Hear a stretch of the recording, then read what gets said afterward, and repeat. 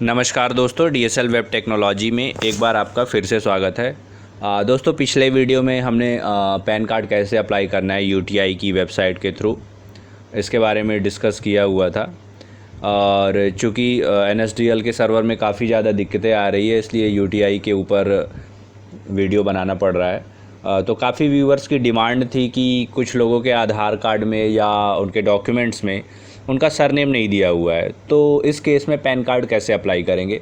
तो आज उसी के ऊपर हम डिस्कस करने जा रहे हैं कि बिना सरनेम के पैन कार्ड कैसे अप्लाई करना है। तो दोस्तों, अगर आप लोगों ने हमारा चैनल अभी तक नहीं सब्सक्राइब किया हुआ है तो कृपया सब्सक्राइब बटन को प्रेस करके हमारे चैनल को सब्सक्राइब कर लीजिए, साथ ही बेल आइकॉन प्रेस कर लीजिए, जिससे आपको आने वाले वीडियोज़ के इंस्टेंट नोटिफिकेशन मिल सके।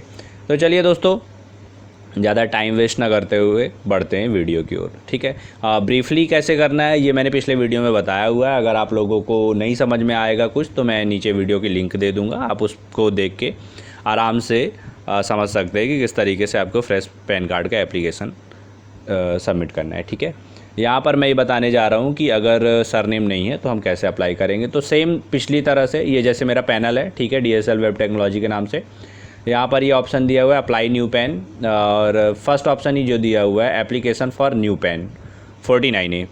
आपको पता ही होगा जो पैन कार्ड का फ्रेश एप्लीकेशन होता है दैट इज़ कॉल्ड 49A, उसे 49A के नाम से भी जाना जाता है। तो आप इसके ऊपर क्लिक करेंगे। जैसे ही आप इस पर क्लिक करते हैं तो एक न्यू पेज ओपन हो जाएगा, नए पेज पे ये रिडायरेक्ट हो जाएगा और इस तरीके से एक नया टैब खुल जाएगा। ठीक है, यहाँ पे इंस्ट्रक्शन दिए हुए हैं कि किस तरीके से फिजिकल एप्लीकेशन सबमिट करना है, उसे कैसे सबमिट करने का इंस्ट्रक्शन दिया हुआ है। ठीक है, ओके आप कर दीजिए, इसे फिजिकल मोड पे ही सेलेक्ट रहने देंगे। इसके बाद यहाँ पे चूँकि मैं एक female candidate and she is individual, तो मैं यहाँ पे इंडिविजुअल व्यक्तिगत एकल व्यक्ति के लिए अप्लाई कर रहा हूँ, इसलिए यहाँ पे इंडिविजुअल पे टिक कर देना है। डिफेंस सर्विस पे या एनआरआई कैटेगरी में ये नहीं आती हैं, इसलिए यहाँ पे नो कर देंगे। और हमें फ़िज़िकल कार्ड चाहिए, इसलिए यहाँ पे first option both physical pan card and e PAN card पे इसे क्लिक करना है। ठीक है, अब सबमिट पे क्लिक कर देते हैं। सबमिट पे आप जैसे ही क्लिक करते हैं, सबमिट पे क्लिक करेंगे तो नेक्स्ट स्क्रीन ओपन हो जाएगी, जहाँ पे आपको कैंडिडेट की बेसिक डिटेल्स फिल करनी है। इसे यहाँ पे आपका रेफरेंस नंबर है, ओके कर देंगे आप। और यहाँ पे चूँकि मेरे केस में फ़ीमेल कैंडिडेट है इसलिए ओके, तो फीमेल कैंडिडेट का एप्लीकेशन अपन सेलेक्ट कर रहे हैं। तो यहाँ पे मेरे केस में कैंडिडेट जो है वो एक फ़ीमेल है, यहाँ पे श्रीमती मैं सेलेक्ट कर दे रहा हूँ। ठीक है, सरनेम यहाँ पे कैंडिडेट का, अब इस बात का यहाँ पे ध्यान रखना है कि कैंडिडेट का जो नाम है वो कुछ भी हो, फर्स्ट नेम और सरनेम जो का ऑप्शन दिया हुआ रहता है, कॉलम दिया हुआ रहता है, तो यहाँ पे अगर कैंडिडेट का जो भी फर्स्ट नेम है उसे हम लास्ट नेम में लिख देंगे। ठीक है, तो कैंडिडेट का फर्स्ट नेम मैं लास्ट नेम पे लिख देता हूँ, क्योंकि इनका आइडेंटिटी प्रूफ में सिर्फ इनका फर्स्ट नेम दिया हुआ है, तो हमें फ़र्स्ट नेम से मतलब नहीं है। हम यहाँ पे सिंपली क्या करेंगे, उसके सरनेम में ही उसका फ़र्स्ट नेम डाल देंगे और फर्स्ट नेम को ब्लैंक छोड़ देंगे, मिडिल नेम को भी ब्लैंक छोड़ देंगे। कुछ भी लिखा हो, आपको सारी डिटेल सिर्फ लास्ट नेम में डाल देनी है। फर्स्ट नेम और मिडिल नेम से मतलब ही नहीं है। कैंडिडेट का फर्स्ट नेम आप किस पे डाल दीजिए, लास्ट नेम में। ऑलरेडी यहाँ पे देखिए नेम ऑन कार्ड जो है यहाँ पे प्रिंट हो जाएगा। और इसके बाद यहाँ पे क्या दिया हुआ है, have you been known by any other name, क्या आपको किसी दूसरे नाम से जाना जाता है, तो आप इसे क्या कर दीजिए, नो कर दीजिए, आपका दूसरा नाम नहीं चलता है। चूँकि यहाँ पे हमारे केस में क्या है, कैंडिडेट फीमेल है तो हम यहाँ पे श्रीमती कर दे रहे हैं, और मैरिड है तो श्रीमती कर दे रहा हूँ मैं। ठीक है, जेंडर यहाँ पे फीमेल कर देंगे। अब इसके बाद यहाँ पे आ जा रहा है डेट ऑफ बर्थ का कॉलम, तो डेट ऑफ बर्थ के कॉलम में आप जैसे ही क्लिक करते हैं यहाँ पे, तो यहाँ पे कैलेंडर अपने आप ओपन हो जाएगा और यहाँ पे कैंडिडेट की डेट ऑफ बर्थ आपको सेलेक्ट कर लेने हैं। ठीक है, ये तो कैंडिडेट की date of birth automatic fill हो जाएगी। अब नीचे आ जाते हैं हम। ठीक है,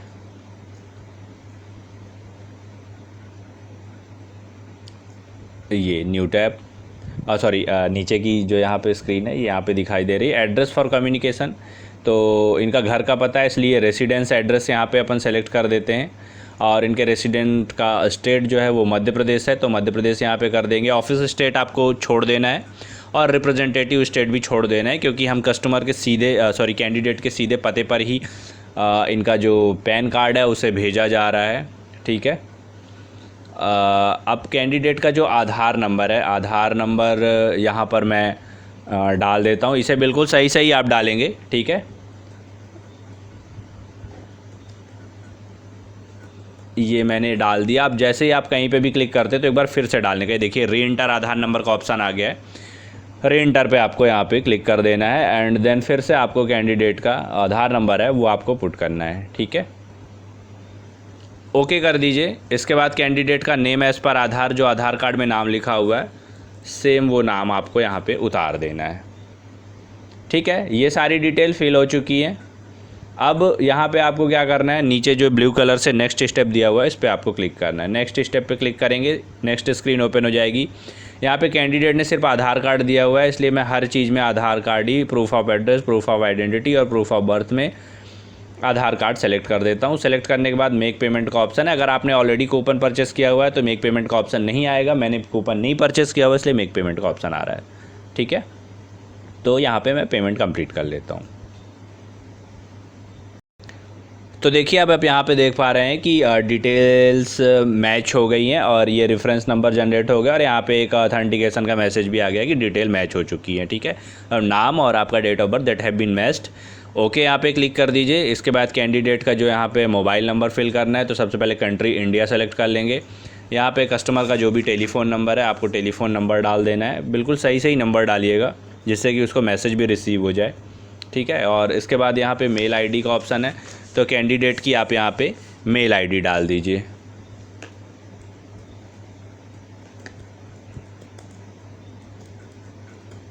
इस तरह से यहाँ पे कैंडिडेट की आप मेल आईडी पुट कर देंगे। इसके बाद आ जाती है नीचे पेरेंट डिटेल, तो हम नीचे के कॉलम पे आ जाते हैं। पेरेंट डिटेल जो है यहाँ पे कैंडिडेट के जो फादर होंगे, ठीक है, उनके पति का नाम नहीं डलेगा, ये ध्यान रखिएगा। इसे तो सबसे पहले आप नो कर दीजिए क्योंकि हमें यहाँ पे फादर नेम चाहिए। अगर उनके फादर अवेलेबल नहीं है, सिर्फ मदर नेम प्रिंट करना चाहते हैं तो यहाँ पे यस रहेगा, नहीं तो नो करेंगे यहाँ पे, ठीक है। यहाँ पे क्योंकि फादर का नेम ही चलता है, उनके पति का नाम नहीं चलता है, इस बात का ध्यान रखेंगे। तो उनके फादर का नाम यहाँ पे डाल दीजिए। कैंडिडेट इवन मैरिड भी होगा, शादीशुदा है लड़की, तो भी आप उसके पिता का ही नाम डालेंगे, ठीक है। तो मैं यहाँ पे उनके फादर का नाम डाल देता हूँ। ये देखिए इस तरह से इनके फादर का नाम भर देंगे। अब इसके बाद कुछ नहीं करना, आपको नेक्स्ट स्टेप पे क्लिक कर देना है, ठीक है। नेक्स्ट स्टेप पे जैसे ही करते हैं तो यहाँ पे आपको कैंडिडेट के एड्रेस फिल करने का ऑप्शन आ जाएगा, ठीक है। तो यहाँ पे कैंडिडेट का जो एड्रेस है आप कैंडिडेट का एड्रेस भर दीजिए। सारी चीज़ें केयरफुली आप भरेंगे, ठीक है।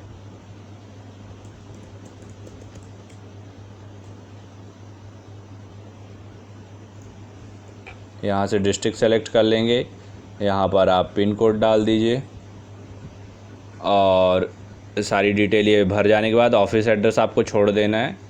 और यहाँ पे अगर कैंडिडेट कुछ करता है तो सोर्स ऑफ इनकम यहाँ पे भर दीजिए, अदरवाइज़ नो इनकम कर दीजिए, क्योंकि ये हमारे केस में हाउसवाइफ हैं।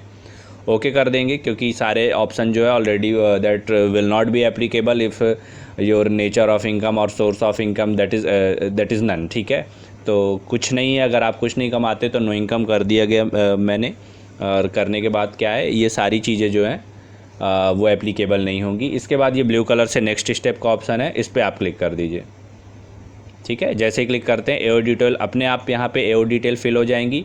और अगर ये आपको गलत लग रही है तो आप अपने से भी भर सकते हैं अगर आपको एओ डिटेल मालूम है तो, ठीक है।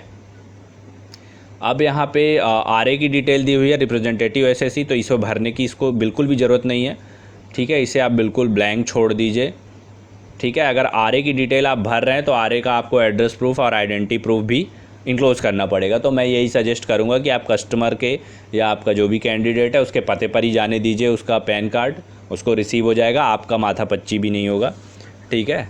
तो इसलिए कैंडिडेट आरए की डिटेल बिल्कुल मत भरिए, उसी के पते पे जाने दीजिए। इसके बाद यहाँ पे कैपेसिटी है, हिमसेल्फ हर सेल्फ कर दीजिए क्योंकि कैंडिडेट के खुद की कैपेसिटी पे ये फॉर्म फिल किया हुआ है। और यहाँ पे वेरिफिकेशन प्लेस भर दीजिए, ठीक है। वेरिफिकेशन प्लेस भर के आप नेक्स्ट स्टेप पे सिंपली आपको क्लिक कर देना है, ठीक है। यहाँ पे फिर से जो भी आपने proof of address, identity and birth proof जो सेलेक्ट किया हुआ है यहाँ पे दिखाई देगा, ठीक है। अब आपको कुछ नहीं करना, सिंपली यहाँ पे सबमिट पे आपको क्लिक कर देना है। सबमिट पे आप जैसे ही करते हैं आपके फॉर्म सबमिशन की स्क्रीन ओपन हो जाएगी और रिसिप्ट जनरेट हो जाएगी, ठीक है। ये देखिए रिसिप्ट जनरेट हो चुकी है, आपका फॉर्म जो है that have been successfully submitted, ठीक है। यहाँ पे आपका फॉर्म जो है वो सबमिट हो चुका है। आप यहाँ पे डाउनलोड फॉर्म पे क्लिक कर लीजिए, ठीक है। डाउनलोड फॉर्म पे जो ये ग्रीन कलर से दिया हुआ है तो आपका जो फॉर्म है फिल किया हुआ वो ऑटोमेटिक डाउनलोड हो जाएगा। और ये प्रिंट बटन भी दिया हुआ है, प्रिंट बटन पे क्लिक करके आप कैंडिडेट को चाहें तो रसीद भी प्रिंट करके दे सकते हैं। ठीक है, फॉर्म जो डाउनलोड हो गया है, तो फॉर्म डाउनलोड होने के बाद आप इसको प्रिंट करिए, प्रिंट करने के बाद फ़ोटो पेस्ट करिए, कैंडिडेट से साइन करवाइए, साइन करवाने के बाद आपको डॉक्यूमेंट्स पोर्टल में वापस अपलोड कर देने हैं। तो डॉक्यूमेंट्स अपलोड कैसे करने हैं उसका एक सेपरेट वीडियो मैं बनाऊँगा, जिस पर आप देख के ये समझ पाएंगे कि आपको डॉक्यूमेंट अपलोड कैसे करने हैं। ठीक है, तो आई होप कि आपको बिल्कुल समझ में आ गया होगा कि अगर कैंडिडेट के किसी भी एप्लीकेशन में, किसी भी आइडेंटिटी में उसके अगर उसका सरनेम नहीं लिखा हुआ है तो कैसे आप पैन कार्ड अप्लाई करेंगे। ठीक है दोस्तों, वीडियो में अंत तक बने रहने के लिए बहुत बहुत धन्यवाद। और अगर आप हमारे साथ भी एज अ बिज़नेस पार्टनर काम करना चाहते हैं तो स्क्रीन पे नेक्स्ट स्क्रीन जो दिखा रही है उस पर आने वाले नंबर्स पे कॉल या व्हाट्सएप के माध्यम से हमसे संपर्क कर सकते हैं और अपनी आईडी हमसे पैन कार्ड के लिए या फिर इंश्योरेंस सर्विसेज के लिए, आधार इनेबल्ड पेमेंट सर्विसेज के लिए हमसे प्राप्त कर सकते हैं और हमारे साथ मिलकर अच्छा खासा कमीशन अर्न कर सकते हैं। Thank you so much. तो उम्मीद है दोस्तों वीडियो आप लोगों को पसंद आया होगा, और अगर आपको वीडियो पसंद आया है तो दोस्तों वीडियो को शेयर करना और लाइक करना मत भूलिए। और साथ ही दोस्तों, अगर आप हमारे साथ एज अ बिज़नेस पार्टनर बन के काम करना चाहते हैं तो आप हमें स्क्रीन पर दिए हुए नंबर्स पर कॉल या व्हाट्सएप के माध्यम से संपर्क कर सकते हैं। साथ ही हमारी सर्विसेज जैसे कि आधार कार्ड से पैसा निकालना, आधार AEPS सर्विस की रिटेलर आईडी आप हमसे प्राप्त कर सकते हैं।